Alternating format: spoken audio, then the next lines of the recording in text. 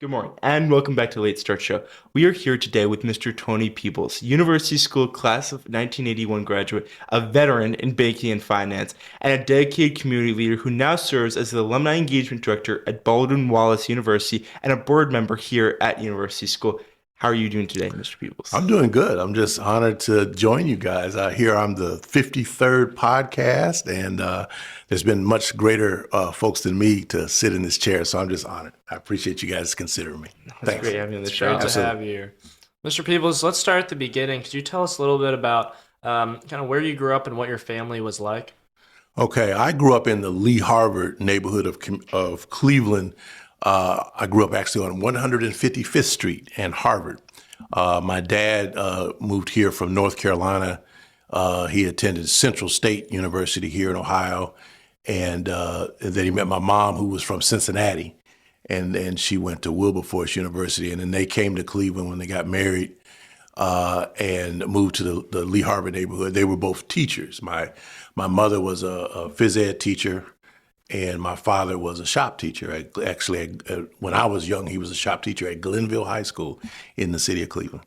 I have one sister, and she now lives in North Carolina. She's a consultant, and I'll tell you more whatever else you need to know. But yeah, we grew up my sister and I both grew up in the Lee Harvard neighborhood, and our parents were teachers, and we were fortunate. We didn't have a lot of money or anything, but we were blessed and felt good about the childhood that we had.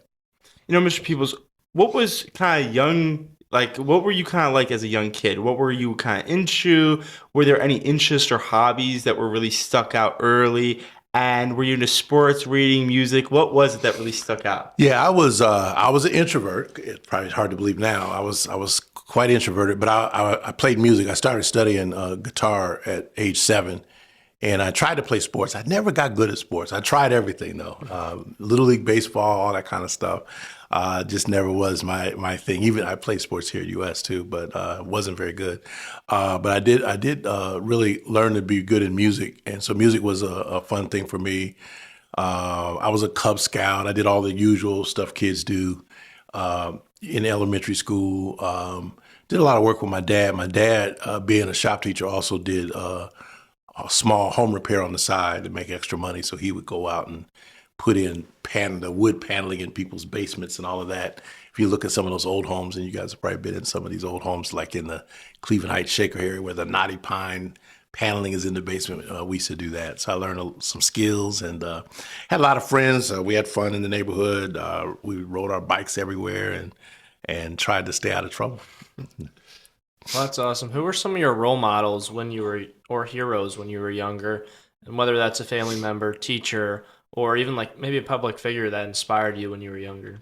I think when I was young, it was kind of my dad and my uncles. My dad was one of 9, and so I had 5 uncles and 3 aunts, and my uncles were all very different, different personalities, different careers, and different things they did. But they kind of inspired me because they all were real hardworking guys, and just kind of would always talk about how tough it was for them growing up down in North Carolina back in a much tougher time in our country. But they kind of inspired me to work hard and never give up. I think my dad was my biggest, as a child, my dad was probably my biggest role model just because of his work ethic and just his really cared for the community and just a good guy. Very hard on me, but very demanding. But he kind of inspired me. I didn't really get into public figures or others too much later in life as I studied history.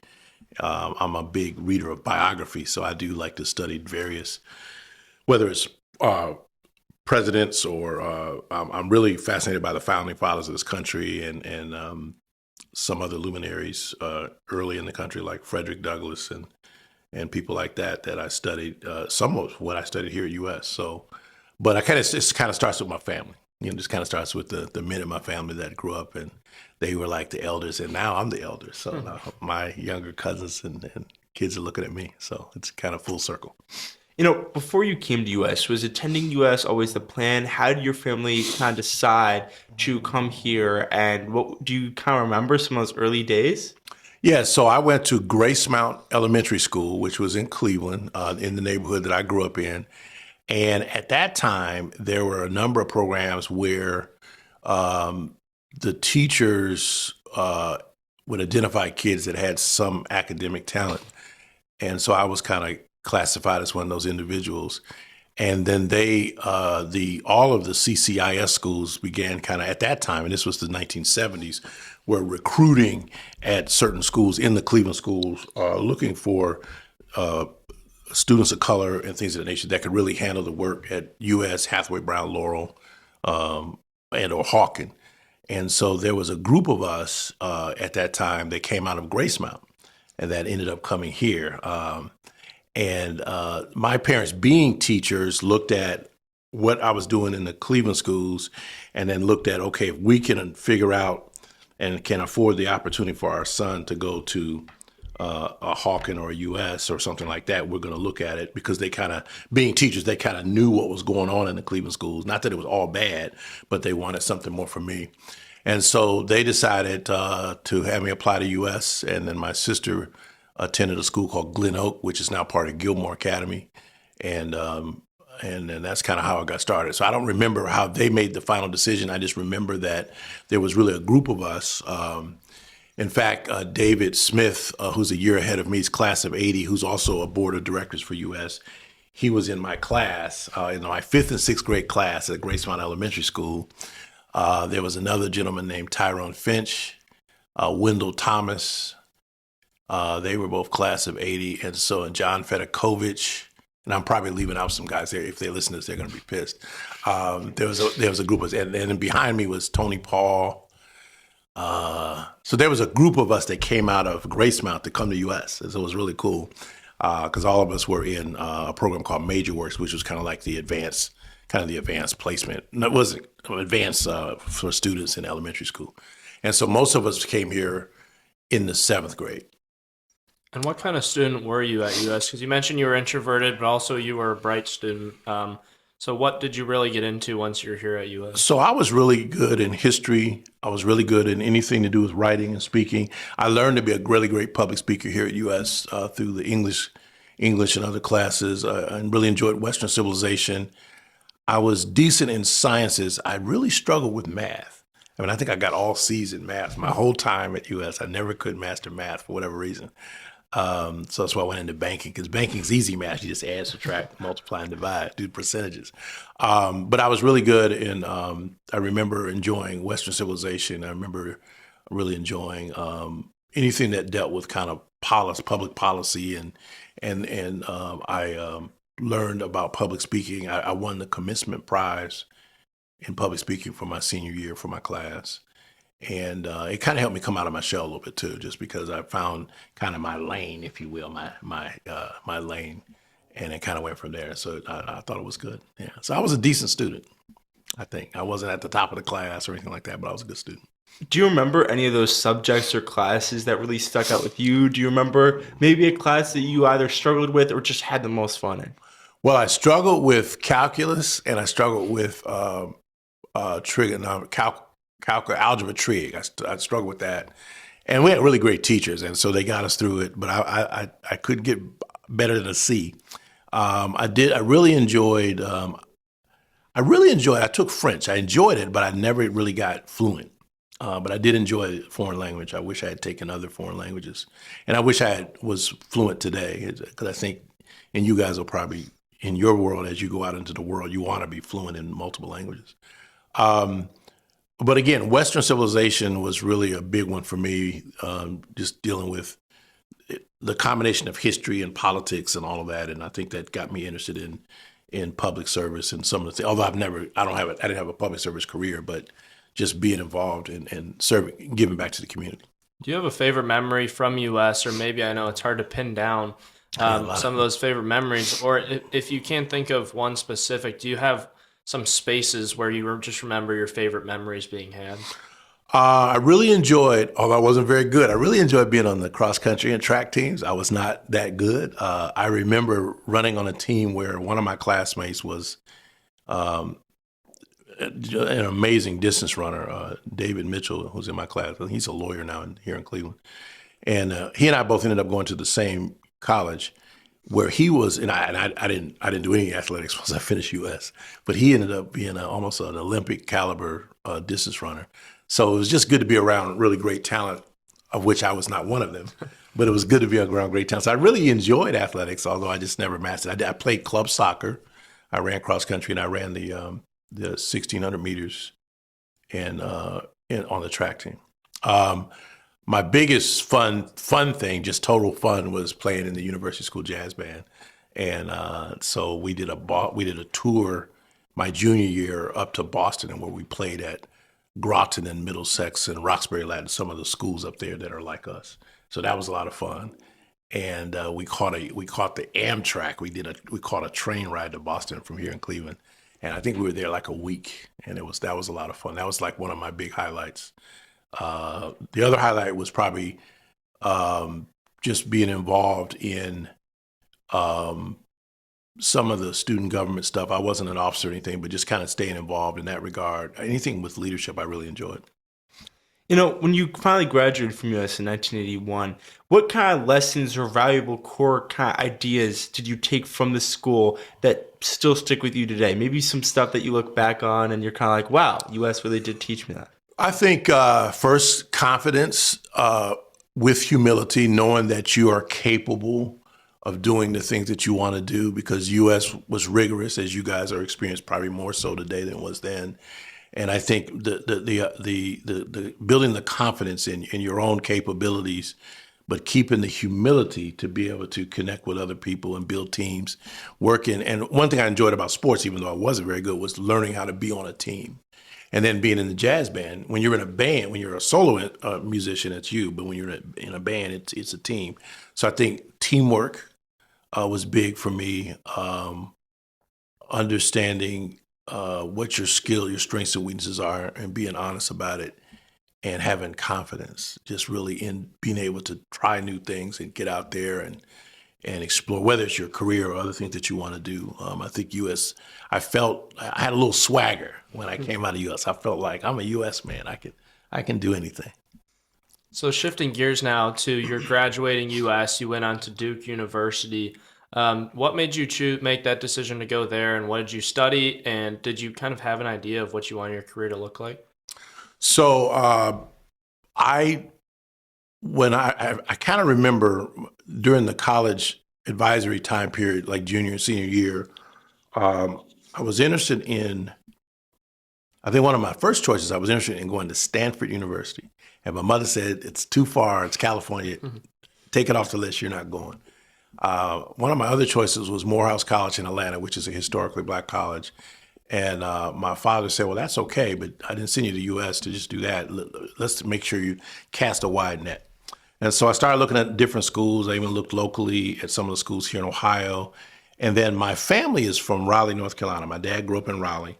And Durham, where Duke is about, it's like from here to Akron, from Raleigh to Durham. And so he said, we ought to go visit Duke. And so it was my dad, I think my grandfather came with me. And it was real special because my grandfather grew up at a time where Duke would have been segregated. And even my father, Duke, would have been segregated. So as an African American, neither my father or grandfather would have been able to attend Duke by law. And so they were like, you should go to Duke. And I was like, I don't know. I got other ideas. But then I visited the campus and I was like, this is the most incredible place. Just walking around the campus. And I said, I want to go to Duke. And so I applied early decision and I got in. I didn't think I was going to get in. I probably wouldn't get in today, but I didn't think I was going to get in, and I got in. And I said, wow. And so then I dropped all my other apps and I committed to Duke right off the rip. So I think I applied to Northwestern and I got waitlisted, but I didn't care because I was already accepted by Duke and was ready to sign. You know, one of the really cool things about Duke at that time is the rivalry with UNC in basketball is huge. And that first year that you kind of came would have been that like Michael Jordan type of year. Do you remember Duke as being that sports school? And what's just kind of the social scene like there? So Duke was very energized. North Carolina has some great rivals. You had North Carolina State Wolfpack. You have obviously University of North Carolina Tar Heels, and a number of other schools, Wake Forest University, the Demon Deacons of Wake Forest. So my freshman year at Duke was, I think, Coach Mike Krzyzewski's second year. So he had just started as the head coach of Duke. And Duke was good, but not great then. Carolina was great.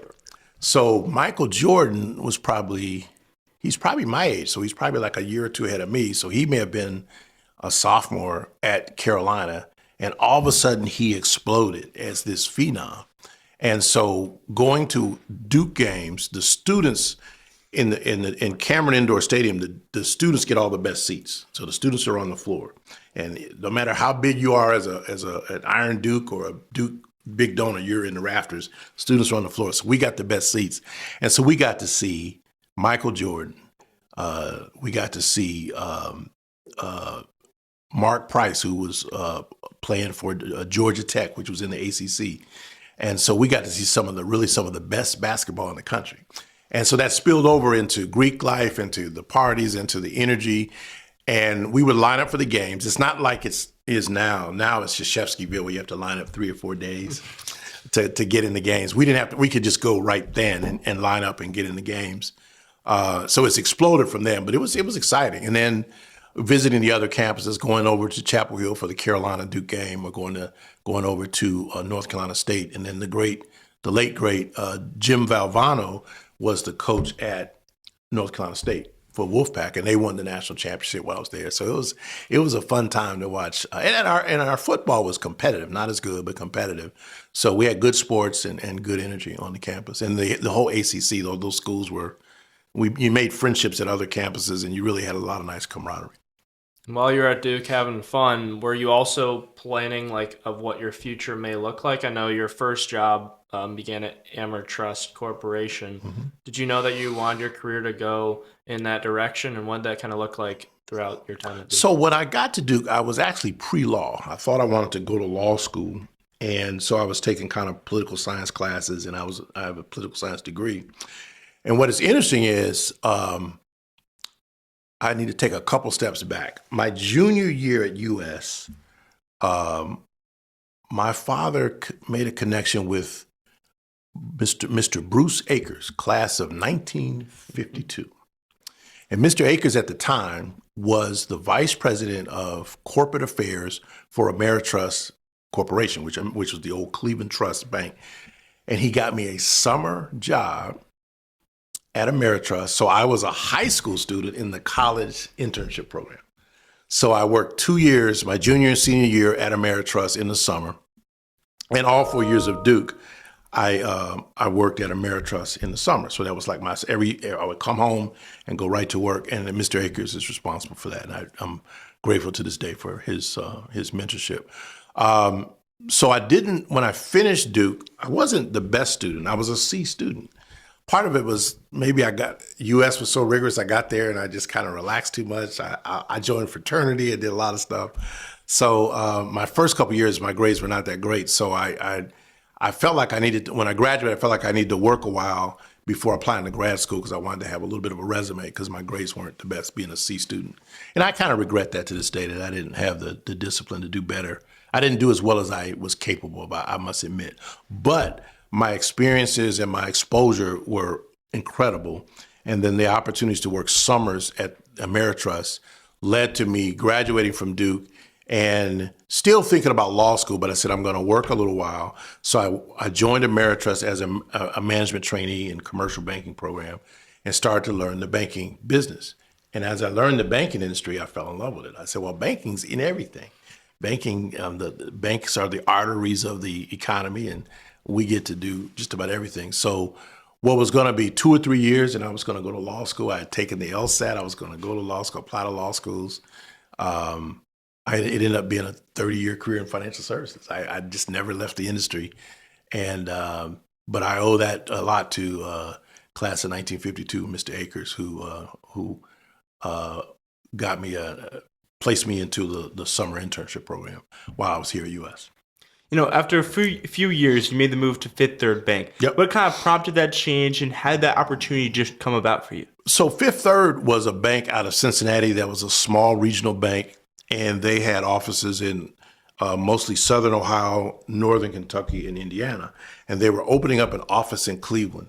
And so the team that came up from Cincinnati there was a gentleman that who's still a mentor of mine, a gentleman named Don Graham. He was from Cincinnati. He had played basketball for Youngstown State, and he was a career banker, a great individual who I'm still in touch with. And Mr. Graham met a friend of mine, just a boyhood friend from the old Lee Harbor neighborhood. And Mr. Graham said, "Hey, we're looking to hire some young branch managers or commercial lenders and things of that nature." So it was kind of a referral from a buddy of mine that I grew up with who knew Mr. Graham. He said, "I need you to meet this guy. He just moved in town. He's setting up he's the city manager for Fifth Third Bank." I was like, "What's Fifth Third Bank? I never heard of it." And so I interviewed and just said it's probably worth exploring because I'd been in Ameritrust about 4.5 years. And I just said, I'm still young. I'm still thinking about going back to law school. I'm not quite sure what I want to do. And that really launched my career because I got a lot of great mentorship, and it was a growing company where I got a lot of responsibility early. So it came from a referral, like a lot of my career moves have come, but just because of the networking skills that I actually learned here at US, and it just kind of led to that career. I think I stayed at Fifth Third about 24 years. And while you were at Fifth Third, you decided to go back to graduate school, not law school, but to pursue an MBA at Baldwin Wallace. What made you decide to go back to school for that MBA, and why did you choose BW's program? So that's a good question. So probably about 7 or 8 years into my time at Fifth Third, I had made the commitment that I was going to stay in banking. So I knew that banking was going to be my thing. I was a commercial banker, and then they had assigned me to become the managing director of public finance, where I ran a group that financed cities, school districts, colleges, hospitals. I did institutional financings for large institutions like colleges and hospitals for all of Northern Ohio, north of Columbus, all the way to Toledo and the Western PA. But I didn't have a business degree, and I was competing against professionals that had more of a business degree. I had a political science degree. So everything I learned about banking, I learned through the training program. And I wanted to kind of shore up my skills in terms of accounting, in terms of finance, in terms of all those types of things, where many of my colleagues and counterparts had come up through the business route because they probably knew in college they wanted to study business. When I was in undergrad, I was still thinking of law, so I was a political science major. So that's what prompted me. So I looked at Case Western Reserve and I looked at Baldwin Wallace, and they're both great schools. I ended up choosing Baldwin Wallace for 2 reasons. One, I met a number of middle managers and executives that had gone to Baldwin Wallace, and they were doing very well. And I asked them, "Well, what did you like about Baldwin Wallace?" He said, "Well, it's very practical. It's stuff that you're learning in the classroom that you're applying almost the next day in the real world." And a lot of the professors there were adjunct professors who were also practitioners. For example, the gentleman that taught us managerial accounting in the MBA program was a CFO of a small company. So he'd come to class and say, "Here's something I worked on today," right, that you can apply in your world. Secondly, Fifth Third had a tuition reimbursement program, which said you pay for your class, you get a B or better, and then they reimburse you.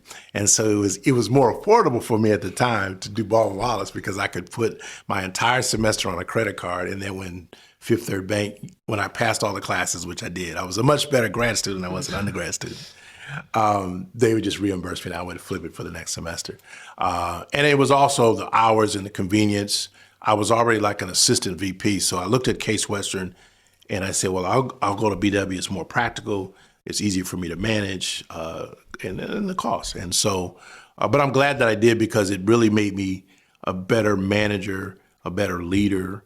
And it gave me some tools that I didn't have because I had been more of a political science major. It tightened up my analytical skills where I already had developed the people skills. How do you kind of juggle the demands of graduate school with full-time banking career at the same time? Obviously, it must have been kind of a lot to juggle at one time. It was a lot. By that time, unlike my undergrad years, I had learned time management. You set your priorities and you stick to them, and then you build a rhythm around what you want to do. So you have some relaxation time, you have some time for enjoying your friends or whatever, but then you know that you've got to set goals and you've got to move forward. The other thing about me for grad school is because I was really applying it in my day-to-day work, I was kind of excited to get in the classroom and work on projects with my classmates and work with the faculty because it was allowing me to constantly be about improvement in my professional life. and it was stuff that I could apply right away. So it was like an immediate impact to what I was doing. So for me, I was kind of motivated because I was, I was running an enterprise. I was growing a department that I started from scratch. When I started public finance for Fifth Third in Northeast Ohio, they just gave me a desk and a phone and said, start to practice. So I was really looking to use those skills right away. So for me, it was just kind of like part of it just became a rhythm because I knew that Tuesday night I'm in class and Thursday during the day I'm in front of a client and I'm applying what I'm learning. And your career has taken you from banking, financial planning, you've done some insurance, and also nonprofit leadership, which I also want to get into. But eventually you moved into higher education. You joined Case Western Reserve University, and then more recently in 2023, you took new opportunity back at Baldwin Wallace as the director of alumni engagement. What has that varied career path taught you and been able to kind of move through all those things and transfer your skills through each one? I think the first thing it taught me is that, like you just said, skills are transferable. My banking career afforded me some choices to try other things because I was very successful and I was able to position myself and still take care of my family. And so I wanted to try some different things while I still had some time, right? And so I left Fifth Third Bank in 2008 and became a financial advisor. I did that for about 9 years with New York Life and then with Skylight Financial Group, which is a mass mutual group. But a lot of my moves, oddly enough, were similar to the move to Ameritrust because of relationships.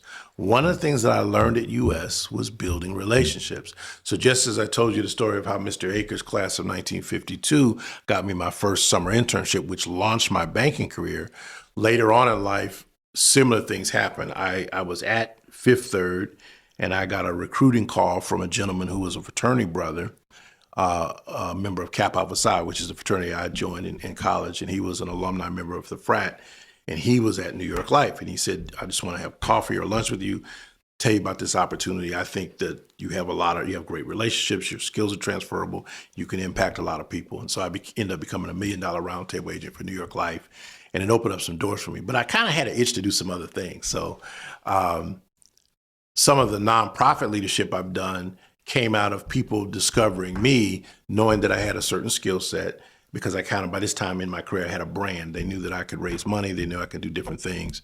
And so my nonprofit involvement, including what I'm doing now in higher ed as a fundraiser, also started at US, and I'll tell you about that in a second. But I hope that answers your question. It's just, it was part of it is relationships, because sometimes I wasn't necessarily looking for the opportunity, but someone that knew me and knew my skills and knew my integrity would say, here's something that we need, somebody that can do this, and you might be the right guy. And you might not, but at least let's have a conversation. So I think some doors open for me because of relationship building. And it wasn't always like, I want to go do that. I wish it was. I mean, you probably have people that have sat at this table and said, here's a plan. I didn't always have a plan, but I had a lot of relationships that led me toward here's a place where you can have an impact, and then take it from there. So, and I'll talk about my fundraising career, which was also impacted by my experience at US. I'll tell you about that in a second. If you ask me. Yeah, I was gonna say, kind of going to that, Did I answer your question? You did, yes. Okay, all right. For those who may not be familiar, what does kind of alumni engagement director actually do day to day? And how does that role kind of really shaped? Obviously, you said kind of learn from US. Yeah. How has that really shaped your experience and just your work now? Right. So an alumni engagement director is similar to what we have here at US. We have an alumni office that works to engage an alumni, bring them back to the school, interact with you students, learn about what we're doing today, learn about what our faculty, staff, and leadership are doing, so that alumni of US will give time, talent, and treasure back to US. Time meaning come out and volunteer and speak to a class or judge a speech contest, obviously have fun by coming to homecoming and all those kinds of things in the games. Talent, many of our alums have various skills, whether it's architecture or understanding construction when we are adding to our buildings and our campuses, or we have some brilliant financial folks, much more brilliant than me, that have helped US with their talent in terms of how we've been able to manage the resources of the school. And then, of course, treasure, as we would like all of our alums to give back to the U.S. And you guys will hear that story when you graduate.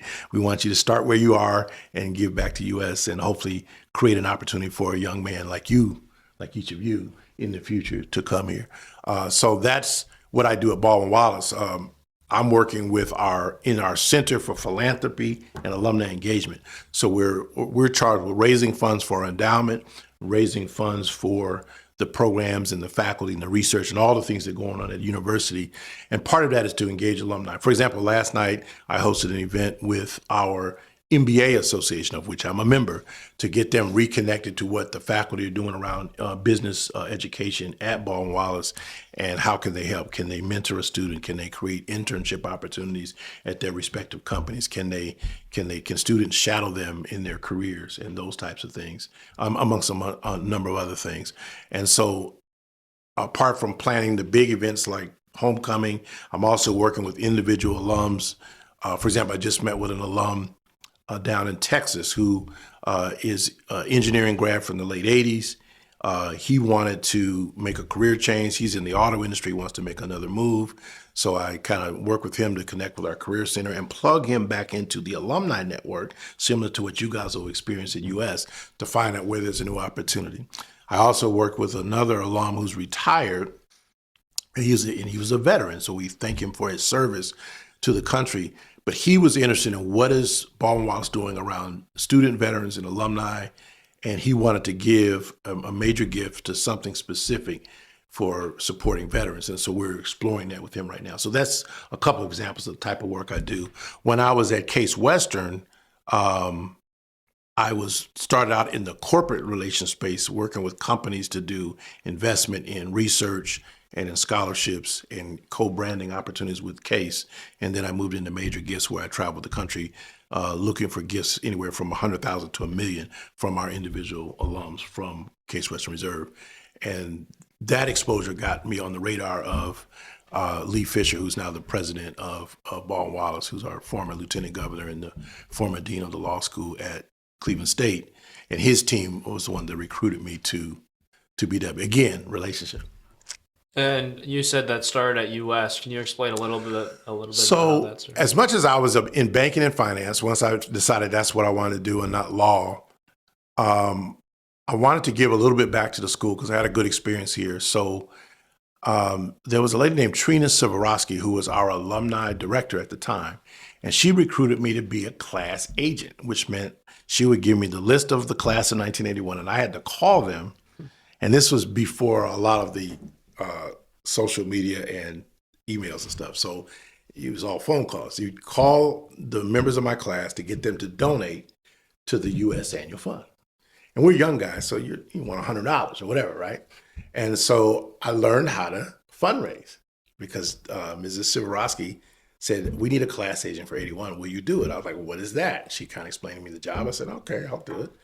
And I did it for like 10 years because nobody else wanted to do it. So I became the class agent for 81. And then from there, because I started to learn how to do fundraising, different nonprofit organizations like the City Club of Cleveland, of which I was president, and the City Club Forum Foundation, I was president. Because I knew how to raise money, they were like, well, we want you on these nonprofit boards because all nonprofits are trying to raise money. But it was a good experience because it taught me some skills. A lot of guys would hang up on me and you're interrupting my dinner. U.S. has got enough money or whatever. But over time, I built relationships with my own classmates, and we're one of the top giving classes now. I don't take full credit for that. I think our current class agents are better than me. But that started to be kind of like an avocation, not my career, but I was like, wow, I'm good at fundraising. So every time I would get involved with somebody, they said, well, we hear that you're not afraid to make calls and you're not afraid to cultivate relationships to raise money. And so I ended up being kind of known as a bit of a fundraiser. And so fast forward a number of years later, I think I did at least two tours of duty on the University School Alumni Council. And I think the last time I was president of Alumni Council, I've chaired the annual fund and I've chaired the Tower Society. And then I was a trustee and now I'm on the board. So, and I'm on one of the advancement committee, which is raising money. And so then while I was doing my financial planning and advisory work, one of my clients was on the corporate visiting committee at Case Western Reserve. And he said, well, they're looking for somebody that can raise money and make connections. And I know a little bit about your background. Why don't you consider it? And so that's when I decided to leave financial services for good and join higher ed. And because my parents were educators, I've always had a passion for everything that's going on in education. So it just became a good fit. But it's interesting because sometimes the skills that you build are through your career, but sometimes the skills that you're building, and you guys are learning this now, because what you're doing here today is a skill. What you share with me about the community outreach that you're doing with your fellow CCIS students and the organization leader, that's a skill, and I'm sure you're doing some similar things. You never know where that's going to take you, right? So you learn a skill, and you think you're doing it just as a volunteer, or you think you're just doing it because it's fun. Then years later, they'll say, we need somebody to do this. And you say, well, I've done that. I wasn't doing it in a job. I was doing it as a volunteer, but you're still doing this. You're still building skills. And that's kind of what happened. That's how US kind of put me in place. That's why I encourage young alumni, and I'll encourage you guys when you graduate, just stay involved. Find a lane in our alumni network and do that, because you're going to build further relationships across decades, and you're going to build more skills. And does that make sense? That does make a lot of sense. And you practice what you preach by staying connected with the U.S. community yourself, like you talked about. So what kind of legacy do you hope to leave behind through all of your contributions? I think first, just making sure that U.S. remains a place that creates opportunities for boys like me. I didn't come from a lot of money or means, being African American, but when I got here, I felt welcome, and I felt that I was part of the community, and I didn't have to look at it as a diversity, because I just felt like I was a U.S. boy. So I want to make sure U.S. always is open to the best talent first, the best talented boys, but at the same time, a cross section of different types of because we all come from different backgrounds. None of us choose who our parents are. So I hope that my example shows that anybody can make it. Like I said, I grew up in the city of Cleveland. I didn't have a lot of money. My father was a shop teacher, and I was able to excel at U.S. And U.S. has given me more than I've given it. So I hope to continue to support U.S. and hope to encourage others who may not think they can reach for a U.S. to consider U.S. Well, Mr. Peebles, finally, we like to end every episode by asking about purpose. You've been a banker, nonprofit leader, board chair, mentor, and now leader in higher education and civic life, all while staying deeply rooted in Cleveland and kind of committed to service and this school. When you step back and look at all these chapters together, what is your why, the core purpose or belief that ties it all together and drives you to keep showing up, leading, and giving back every single day? I think it's what you just said, giving back. It's been said that unto those who much is given, much is required. So I think I was really blessed by some great opportunities here at U.S., my family, my collegiate and graduate school experiences, my career experiences, and I've always been hopefully in the right place at the right time, but also willing to put in the time and the effort to do good work. My father gave me 3 rules to live by, and I'll end with this. He said, first, always put God and your family first. So however you got to know something that's bigger than you from a higher power perspective, and you put that first and put your family first. He said, second, always try to be a leader, only follow by choice. It doesn't mean that you have to be in charge of everything. It just means that you need to carry yourself as a leader, someone that people will respect and follow. Because if you think you're a leader and you look back and nobody's following you, you're simply out for a walk. And then finally, always be a man of your word. Your integrity is everything. If people trust you and they know that you're a person of your word, or in our case, as being a man of your word, then people will come to you to get things done. And if you know that you can get things done, and you don't make promises that you can't keep. But he always told me, the third thing he always told me is always be a man of your word. And so I've tried to live by example. I've succeeded and failed, but I think that hopefully, as I talk to young people like you guys, I can say there's a path for success for everybody, but you got to kind of keep those fundamentals in front of you. And of course, always remember responsibility, loyalty, consideration. Well, Mr. Peebles, it's been great having you on the show today. Thank you so much for taking the time to share your thoughts, experiences, and stories with us. To our listeners, thank you so much for tuning in, and we'll hope you'll join us next Wednesday for the next episode of Late Start Show. Thank you, Mr. Peebles. Oh, thank you. Thank you. It's an honor.